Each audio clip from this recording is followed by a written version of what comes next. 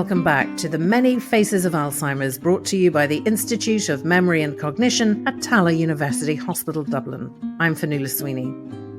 With dementia, timely and accurate diagnosis is very important, as certain treatments, including the disease-modifying therapies in development, are currently only likely to be effective in the early stages of the disease.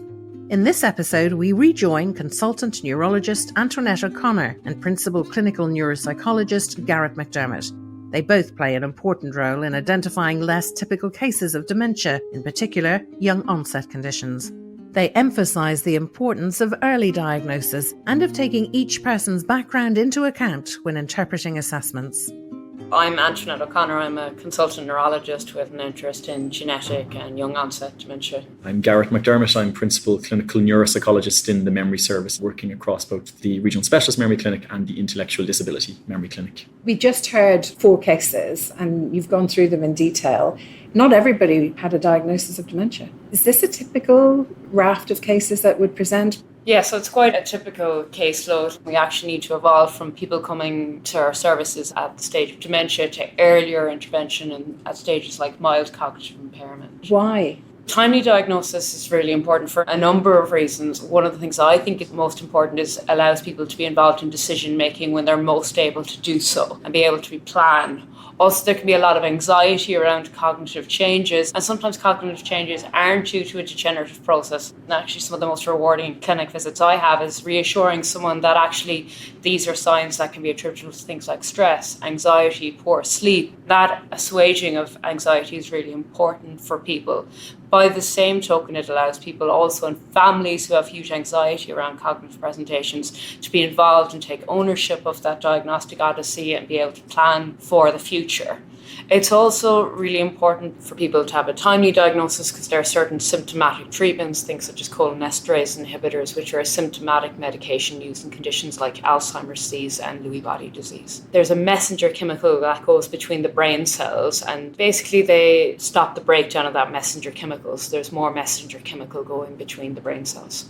And now more than ever, timely diagnosis is important because we're moving towards an era where there may be disease-modifying therapies that can slow the disease process, but the evidence is that those really are only effective in the very early stages. So we really need to evolve from people don't need to pursue these issues and that it's okay just to muddle along to actually being linked in with services and being properly assessed. And Garret, is that because perhaps 10, 15 years ago there wasn't so much hope around a diagnosis of dementia and people were afraid to go and get it checked out? I think there's always fear around the diagnosis. We frequently find that before someone even goes to the GP to talk about memory, they might be quite fearful.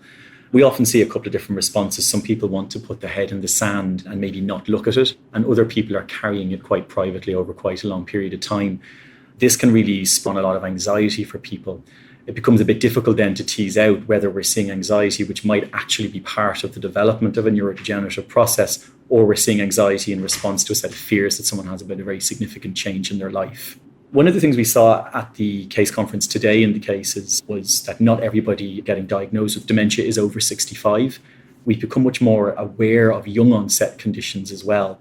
If somebody goes to the doctor or speaks to friends when they're younger, it's not always the first thing that people think of. So back to this idea of the timely diagnosis, what people are going through when they're younger in terms of their stage of life and what's going on might be quite different to someone who's older, who's maybe beginning to think that it might be on the horizon. So it's quite complex to tease all these things out in a sensible way. So how do you go about it?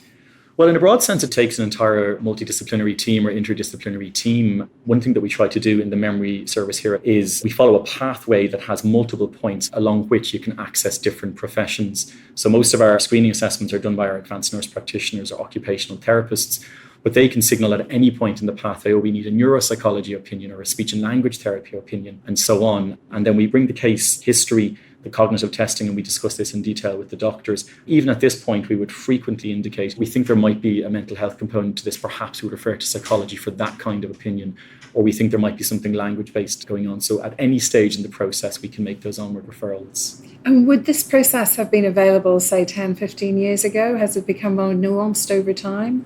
think there's been an evolution of services in Ireland. There's been the dementia model of care, which is rolled out in recent years, and that has led to the setup of both regional specialist memory services like the one here, as well as memory assessment and support services. And that really has brought with it interdisciplinary care with psychology, speech and language therapy, advanced nurse practitioners, as well as a joint role for neurology and age-related healthcare. And it's really that multidisciplinary system that allows people to get a thorough assessment, and not just an assessment, but then support afterwards, because I think that's really an important part that we can't neglect. It's not just about diagnosis, we also need to support people. And generally, what kind of supports are available? If you're listening to this and you're worried about some kind of memory issues you might be having, or some functioning in your day-to-day life that you're not able to carry out as well, your advice would be go see somebody about it. And even if it is a diagnosis of dementia, there are certain kinds of supports available.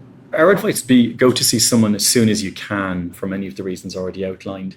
In terms of the diagnostic process, that in itself can actually contain a lot of anxieties, and it can really help people therapeutically.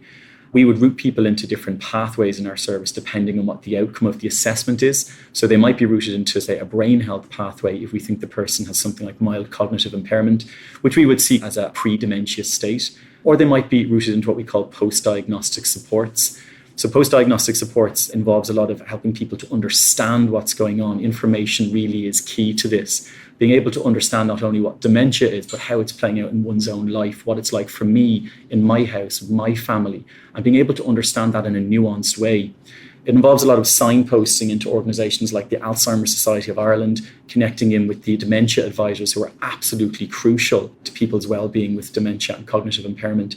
But it also involves referrals on to, say, organisations like XWell, who support people with physical health, and access to some of the non-pharmacological interventions as well.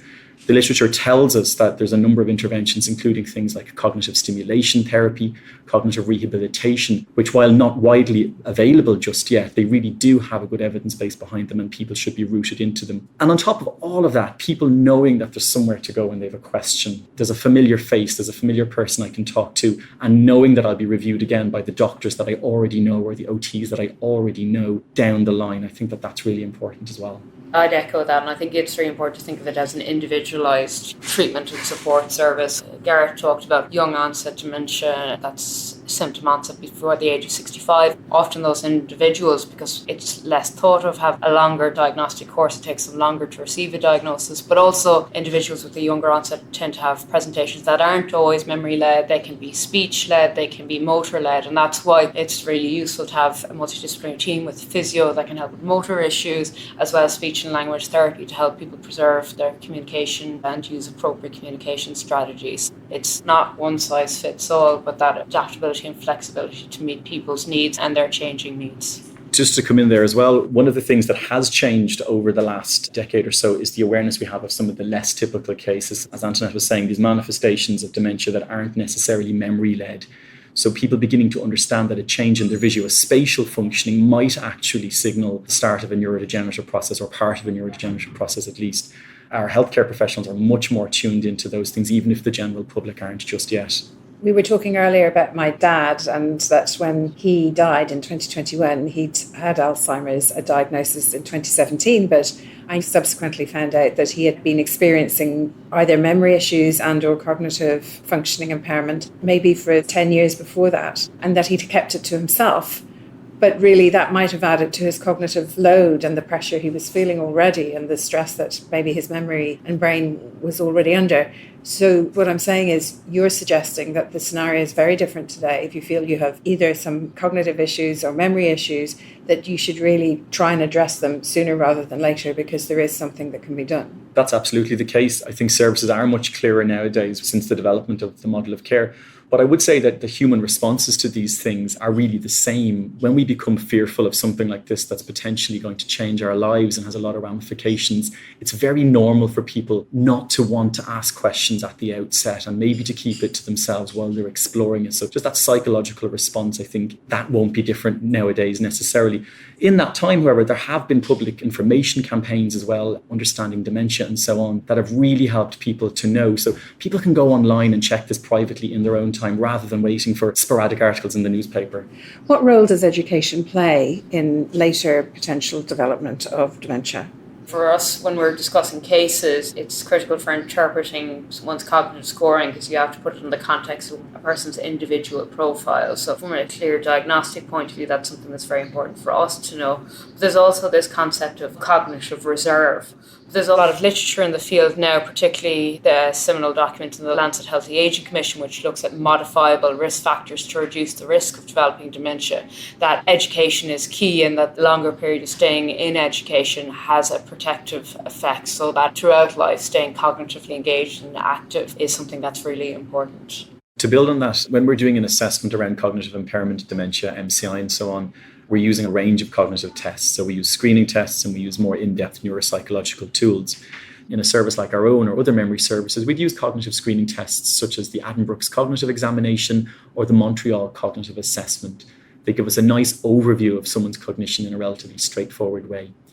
Following that, we might want more in-depth assessments such as the Orbans or other neuropsychological assessments or specialist speech and language therapy assessments. The interpretation of those also relies on us understanding a person's education level, because if someone left school at 12, it's going to be quite different from someone leaving college at 24. And we found that this makes a huge impact. So we can't interpret every low score as evidence of a neurodegenerative change. We have to take it in context. We also have to think about age and what we call cohort factors. So, for example, the development of the education system in Ireland. It was very, very common in 1964 for people to leave school at 13, 14 years of age. It was much less common in 1974. And we have to bear that in mind as well as to what was culturally normal during that time frame. Earlier we spoke about cognitive reserve. It echoes a little bit what Garret spoke earlier about trying to individually interpret somebody's performance in the context of who they are. If somebody's very highly functioning, if they have 2 PhDs, our tests will not detect that decline, and that's because they have such a high function that it's very hard to pick things up. I remember seeing somebody who had a language-led form of dementia. They had a semantic dementia, and they scored perfectly on all our tests, but the only way we could detect a decline was the Latin names of plants. It was those very low frequency words that were lost, and then we could tell. So their language tree was pairing back.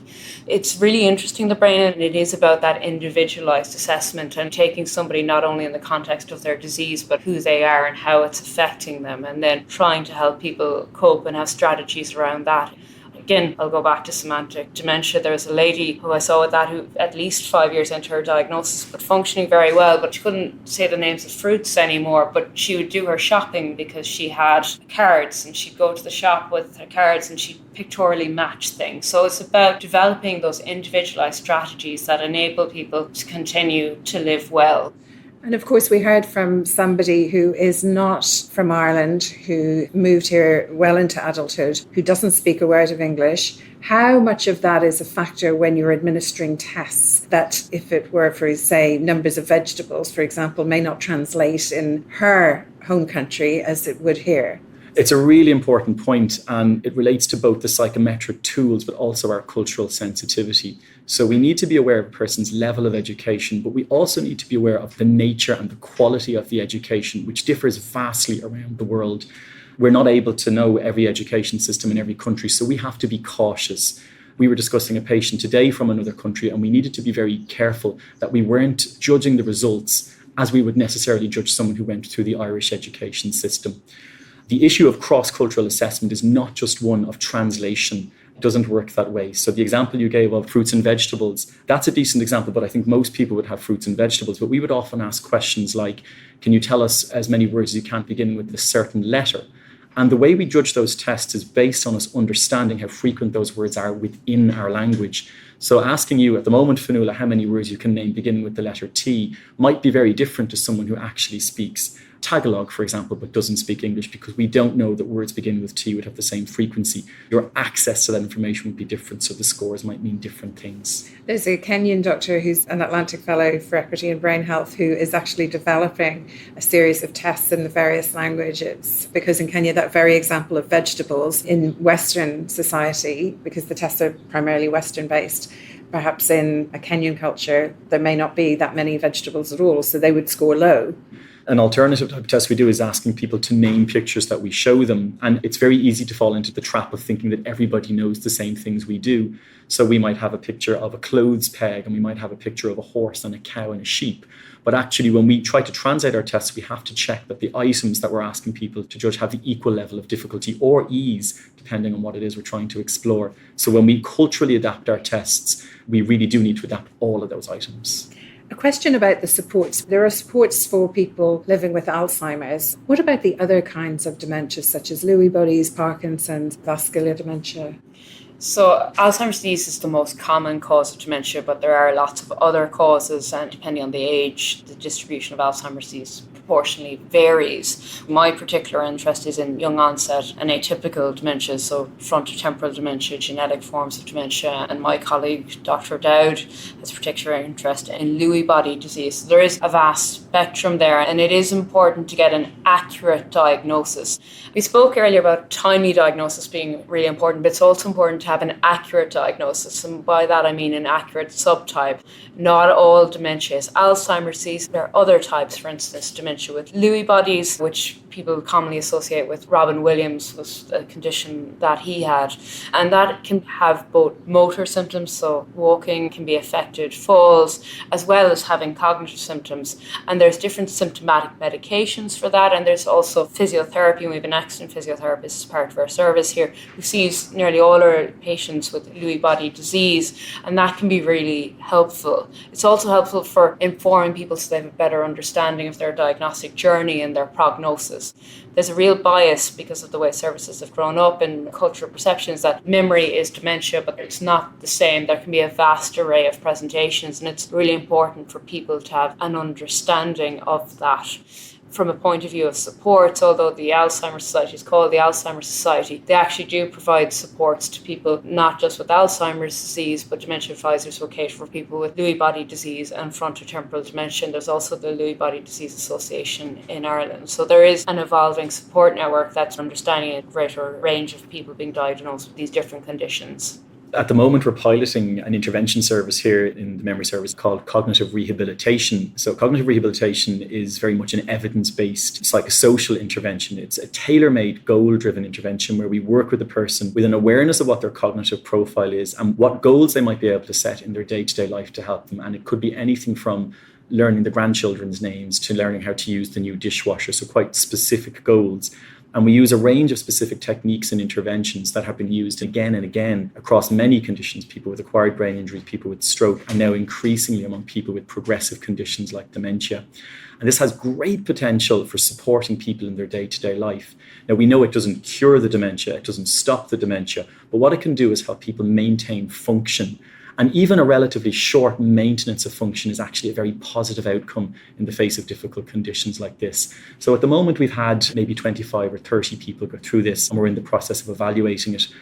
Our hope is that we'll be able to put together a package that other memory clinics can take to look at how they can use our trainees and our students in supervised placements to deliver this, because it is actually an incredibly resource-intensive intervention where we're sending someone out to the house once or twice a week for 6 or 8 weeks. It also demonstrates that with a dementia, you don't necessarily stop creating memories. One of the things I always say to people when I'm working therapeutically with them around maybe adjusting to a diagnosis is don't stop living, don't stop making your memories.